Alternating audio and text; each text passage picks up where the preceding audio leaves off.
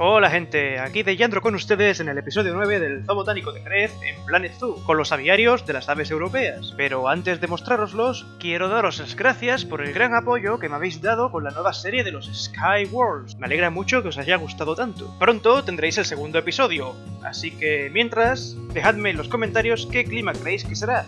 Quienes lo adivinéis tendréis mención especial en el vídeo. Dicho esto, os presento la zona que vamos a construir hoy.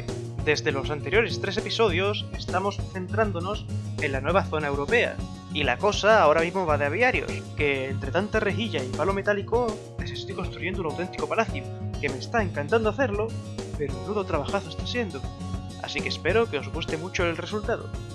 En los que ya están construidos encuentran su hogar las rapaces del zoo, como ya vimos, pero en estos 3 nuevos aviarios nos esperan otros pajaritos bastante distintos. En el primero estará el ibis eremita, especie que estuvo a punto de extinguirse, quedando su población restringida a África noroccidental, pero que ahora, en gran parte gracias a los planes de reproducción del Zoo Botánico de Jerez, ha comenzado su recolonización de Europa mediante su reintroducción en el medio natural. Luego, aquí estará un aviario gigante, mucho más grande que el del ibis eremita, e incluso más grande que el de los buitres y el alimoche, pues no albergará a 3 especies de aves, sino a 6, siendo estas el morito común, la garceta, la espátula común, el calamón, el martinete y la cigüeña negra. Vamos, un auténtico festival que poco tendrá que envidiar a los pájaros de Hitchcock. Además, como algunas de estas aves son muy sociales y aquí tenemos un montón, pues más vale darles mucho espacio para que hagan sus cosas de pájaro. De hecho, con cerca de 90 especies distintas de aves en el zoo,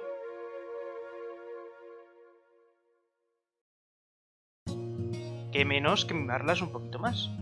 Y bueno, ya finalmente estaría el aviario mediano, que vuelve a ser más pequeño que el anterior, pero también más grande que el del ibis eremita, pues alojará a 4 especies de aves: la grulla damisela, la gaviota picofina, la gaviota de Audouin y la pagaza piconegra.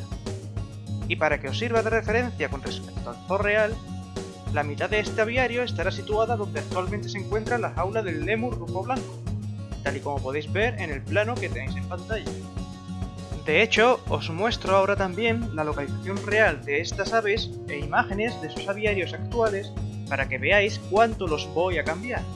Sin embargo, para los que mejor recordéis el primer episodio de la zona europea, habréis notado que la distribución de especies en estos aviarios ya no es la misma que os enseñé por aquel entonces. El motivo de esto es porque la he reconsiderado basándome en la distribución, ecología y los requisitos de cada especie. Por ejemplo, el ibis escarlata y la grulla coronada, que son sudamericana y sudafricana respectivamente, no pegarían ni con cola en estos aviarios de la zona europea. Sin embargo, con estas otras aves, la cosa cambia. Así que venga gente, veámoslo.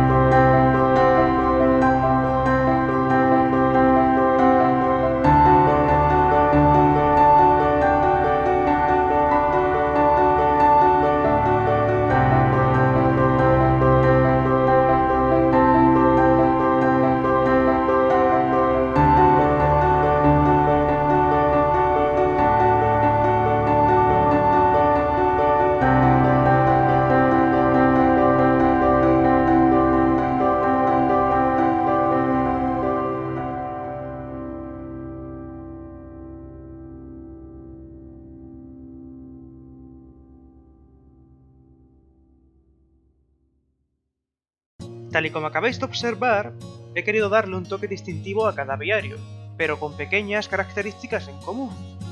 La más notoria es la vegetación, pues tanto el aviario gigante como el mediano tienen flora típica de marismas, ya que las aves que en ellos vivirían habitan en mayor o menor medida en este tipo de entornos.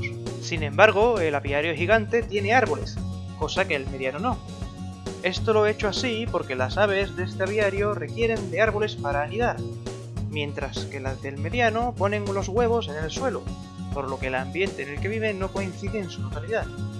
Igualmente, este aviario tiene una mayor predominancia de herbáceas acuáticas y ribereñas, como la totora y el carrizo, respectivamente, así como otras plantas acuáticas como estos nenúfares.